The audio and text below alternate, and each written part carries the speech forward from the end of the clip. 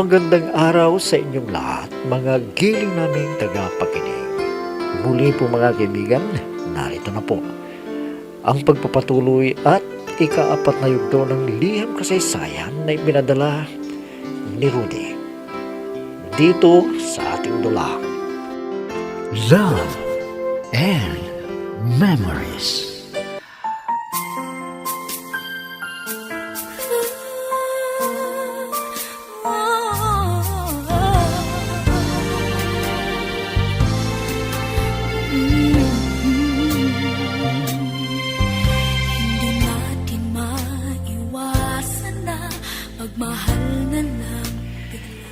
Dinala ako sa presinto ni George. Doon ay pinaliwanag namin ni Tay ang tungkol sa pagkakapulot ko ng pitaka. Kaya humingi sila ng despensa, lalo na si Bella.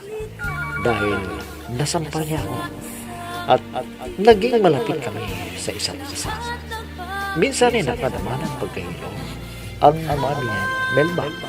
Kaya pinatawag niya ako sa kasambahay niya para kausapin. At isang gabi ay dumalaw si George kay Melba at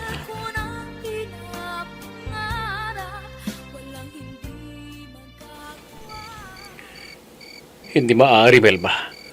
Ang hayop na lalaking yun ang dahilan. Kaya nagbago ka na sa pakikitungo mo sa akin. Hindi ako papayag. Wala kang magagawa. Bakit ba ipinipilit mo ang sarili mo sa akin? Wala naman akong nararamdaman sa'yo. Nasaktan ako sa ginawa mong ito, Melba. Umasa ako na mamahalin mo. Pero sa isang iglap, nagbago ka na. Pasensya ka na ha. Hindi ko patiyak ang damdamin ko noon eh. Ngayon, alam ko na.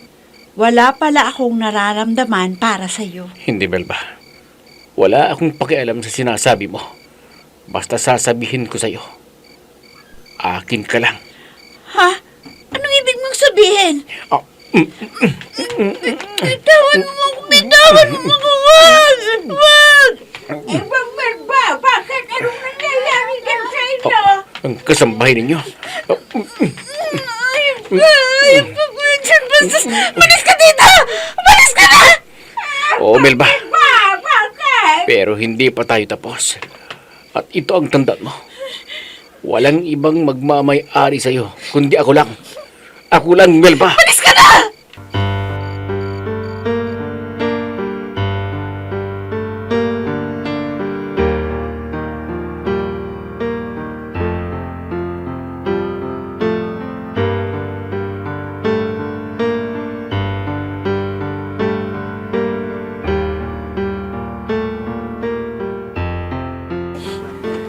Ay, Bambilba, ano bang ginawa ng pulis na yun sa'yo? Aling Iday, ipinipilit po ang sarili niya sa akin. Ang gusto niya gawan ako ng masama. Buti na lang, nandyan kayo sa labas. Ay, opo, ma'am. Dahil sa tingin ko po, lasing siya. Baka may plano yun na masama. Dahil sa tingin ko, parang manyakis ang itsura nun eh. Tama kayo, Aling Iday. Hindi siya mapagkakatiwalaan na lalaki. Hindi niya matanggap ang kanyang pagkabigo. Ano? Pambihira naman yan. Bakit ganon? Pulis pa man din. Tapos ayaw niyo sa kanya. Hindi siya pumayag. Buti na lang at may kasama kayo dito. Kung hindi, sigurado na narip niya kayo, ma'am. Kaya, Aling Iday, isusumbong ko siya kay Mami para hindi na siya makapunta rito. Marami pa akong pangarap na dapat tuparin. Kaya ayaw ko pang mag-asawa, Aling Iday. Kaya dapat po kayo mag-ingat, ma'am. Baka pag lumabas kayo dito, matsambahan kayo at kidnapin kayo para hindi na kayo makatanggi sa gusto niyang mangyari. Kaya nga po natatakot po ako ngayon.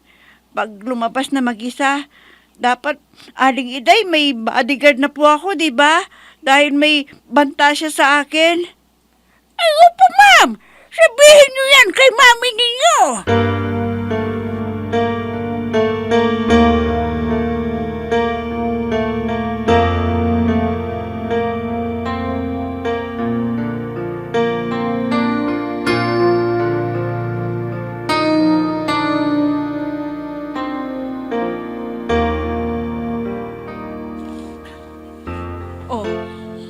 Nakabihis ka, Rudy. Saan ka ba pupunta? Ay, dadalawin mo ba si Beatrice? Ay, hindi po, Inay. Nasa abroad po siya eh. At hindi ko alam kung babalik pa siya o hindi na. Ano naman ang sinabi niya sa paniligaw mo sa kanya? May pag-asa ka ba? Hindi pa sigurado na eh. Kaya kung may iba na akong liligawan dyan, maliligaw na lang ako sa iba. Baka hindi ko na siya hintayin. Ano ngayon ang plano mo, anak? Dapat makahanap ka na ng magiging nobya mo. Dahil hindi ka na bumabata. Sana, makita at maalagaan pa namin ng itay mo ang magiging apo namin sa'yo. Huwag po kayong mag-alala na eh. Meron akong nakita eh, pero nag-aalangan ako eh. Kung liligawan ko siya o hindi. Dahil mahigpit pong gordya eh. Anong ibig mong sabihin, Rode? May nagbabantay sa kanya, kaya hindi siya pwedeng ligawan. Wala po siyang bantay, Inay. Kundi meron namang nagliligaw sa kanyang pulis. Ay naku anak, huwag mo nang subukin na karibalin ang pulis na yon.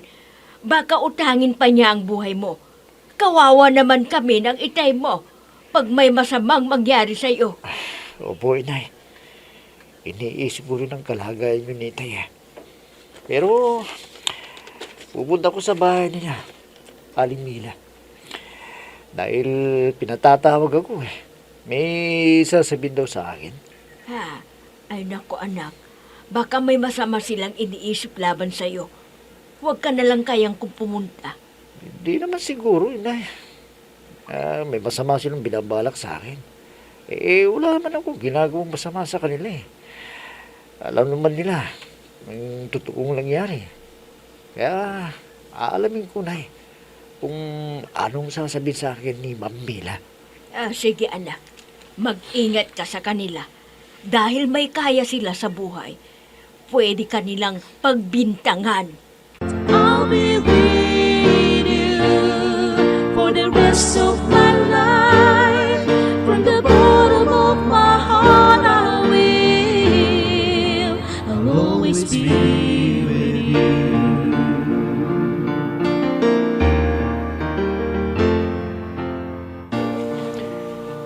Ma'am, pinatawag niyo daw ako. Kaya pumunta ko dito. Oo, Rudy. Gusto ko sanang suklian ang utang na loob ko sa'yo. Ano mo bang magmaneho, iho? Ay, opo, ma'am. Naging driver po ako ng jeep at kotse. Bakit po ba, ma'am? Kailangan niyo po ba ng driver? Umalis na po ba yung dating driver ninyo? Hindi, Rudy. Ako mismo ang nagmamaneho. Kaya lang, medyo lumalabo na ang mga mata ko. At kung minsan ay nahihilo pa ako. Naku, ma'am, bilikado ho yan. Mabuti naman at naisipan ninyo na kumuha ng driver ninyo. Huwag ho kayong maglala, ma'am. Maingat po ako sa pagmamaneho. Kung ganon, payag ka bang maging family driver namin? Para hindi ako mapahawak o kaya ay maaksidente pa ako pag nagkataon na lumabo ang aking paligid. Sige po, ma'am. Dapat huwag na ho kayong magmaneho. Dahil kayo lang yata yung kasama ng anak ninyo eh. Oo nga, dahil ang daddy niya ay nasa abroad. Kung gano'n ay pag-usapan natin ang tungkol sa sweldo mo. Pwede na ba ang 3,000 sa isang buwan? Kinsenas at tapos ko ibibigay ang sweldo mo. Opo, ma'am. Pwede na po yan siguro. Kayo na pong bahala. Ang importante tatanggap po ako ng sweldo buwan-buwan. Dahil mahirap maghanap ng permanenteng trabaho ngayon. Sige, magsimula ka na bukas. Dahil may pupuntahan ang anak kong si Belba. Ipagmaneho mo siya.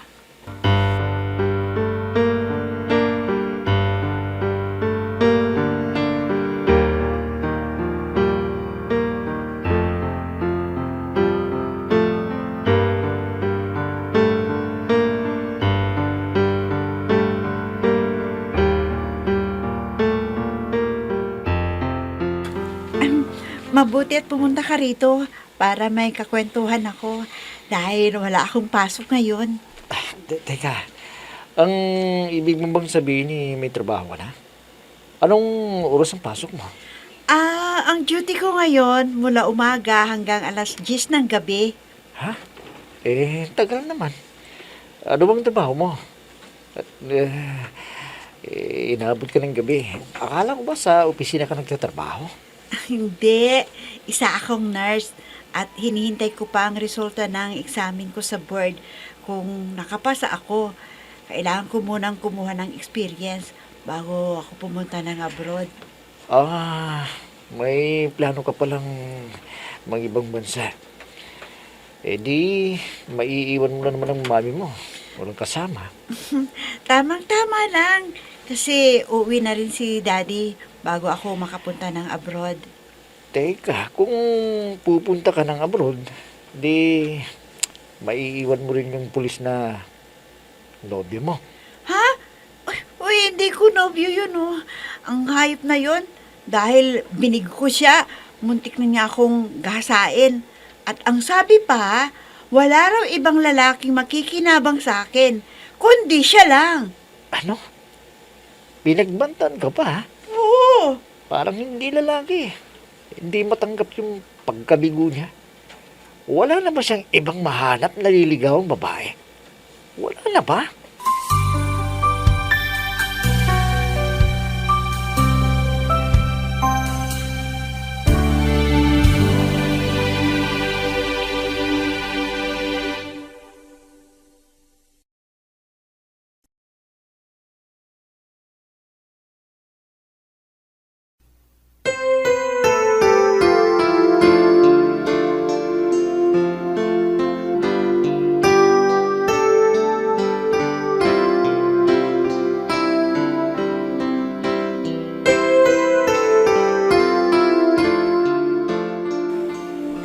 O Ilyang, hindi pa ba umuwi dito si Rudy? Saan ba siya nagpunta? Pinatawag siya ng Dunya Mila na yon at may importante raw siyang sasabihin. Bakit mo ba siya hinahanap? Ano bang kailangan mo sa kanya?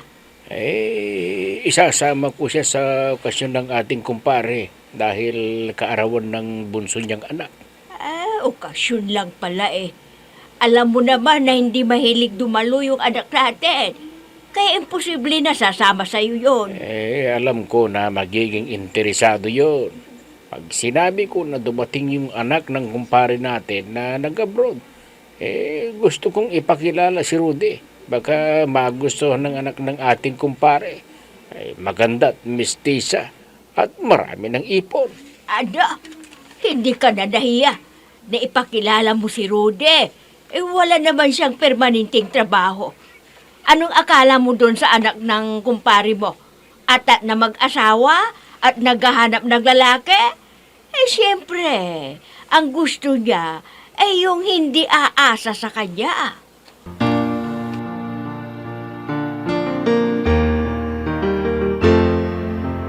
I'm so blessed I have you, 'cause you gave the world to me. You're my inspiration, the perfect one in my life forever. You make my life complete. Alam mo, Rudy, ang gusto ko, kasama ka tuwing may pasok ako. Dahil alam mo, panatang ang loob ko. Ganun ba? Sana ituring ninyo ako na bahagi ng inyong pamilya. Oo naman, dahil mabait ka eh, at pwedeng pagkatiwalaan. Alam mo bang maswerte ako dahil nagkaroon ako ng trabaho at may tatanggapin ng sweldo. Napakabait ng mami mo sa akin eh. Hindi kayo matapobre. Alam mo, mahirap din ang buhay namin noon. Isang driver ng tricycle si Daddy. Pero naswertihan dahil nakapag-abroad. Kaya naging maginhawa ang buhay namin. Mabuti pa kayo at may sinasakang bukid. Pero kami wala. Nako, nawawala tuloy ang pagod ko sa sinabi niya. Pagkasama kong Bilma na ito, Parang siya yung babaeng naging inspirasyon ko sa buhay. Rudy, teka. Bakit parang malungkot ka? May problema ka ba? Sabihin mo, sakaling makatulong ako sa'yo. Kung hindi lang ako nahihiya, Melba, magtatapat ako sa ng pag-ibig. Hoy, Rudy! Bakit natahimik ka dyan? Rudy, ano ba? Kinakausap kita eh. Ano yung sinabi mo? Hindi ko naiintindihan eh. Ano bang nangyari sa'yo Gutom ka na yata. Ang mabuti pa, dumaan muna tayo sa fast food para kumain.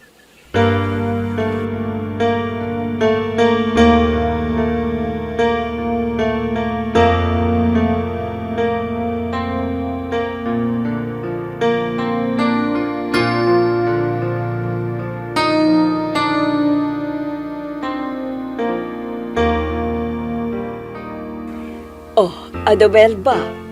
Pwede na ba si Rudy na driver natin? Ano ba ang masasabi mo sa kanya? Ay naku, Mami, masyadong mahiyain. At hindi nagsasalita kung hindi mo tatanungin. Ay, siyempre naman, Iha. Nakikiramdam muna siya kung paano natin siya tratuhin. At hindi pa siya nagtatagal.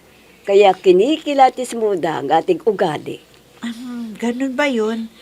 Sa bagay, madali lang pakisamahan si Rudy, mapagkumbaba at hindi nagrireklamo kung may iuutos ako sa kanya. Ay, naku, Iha. Huwag mo na bang abusuhin ang kabaitan ng isang tao? Huwag kang magsawa. Ay mahirap maghanap ng tulad niya na hindi mapagsamantala.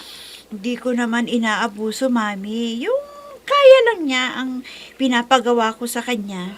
Pero huwag ka na mag-utos sa kanya dahil ang trabaho niya dito sa atin ay driver. Hindi kasambahay, Iha. Okay. Susundin ko ang mga bili ninyo. Sinusubukan ko lang siya kung susunod siya sa mga utos ko. Pero alam nyo, naaawa rin ako sa kanya pag napagod siya. Kaya, hayaan ko na lang na driver lang natin siya. Wala na akong iuutos sa kanya, Mami.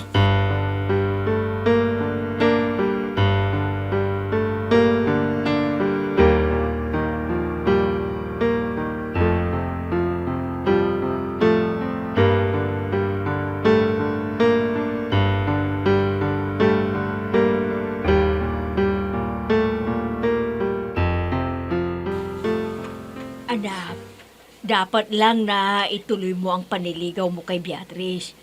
Sundin mo siya dahil ang pag-abroad niya ay para sa magandang kinabukasan ninyo pag nagpakasal na kayo. Naku, Inay. Hindi na siguro. Dahil ang arte ng babaeng yun eh. At ayoko sa babaeng ganong klaseng ugali. Alam niyo, mula nang nag-abroad siya at nagbalik siya, parang iba na yung ugali. Kung ayaw mo na sa kanya, hindi maghanap ka na lang ng ibang liligawan. Alam niyo na, sa totoo lang, mayroon na pong nagustuhan na iba. Pero nahiya akong magtapat sa kanya Naghihintay lang ako ng magandang pagkakataon.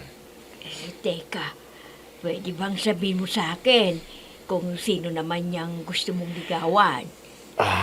Sige po, Nay. Sabihin ko po sa inyo. Pero wag ninyong sasabihin Ha? sa iba. Oo naman, anak. Sige na, sabihin mo na sa akin kung sino siya. Nay, si Melba pong gusto ko. Yung anak ni Mamila. Pero nahiya po ako sa kanya Siya ang tinitibok ng puso ko, Inay. Si Melba. Totoo ba ang narinig ko, Rudy? Melba!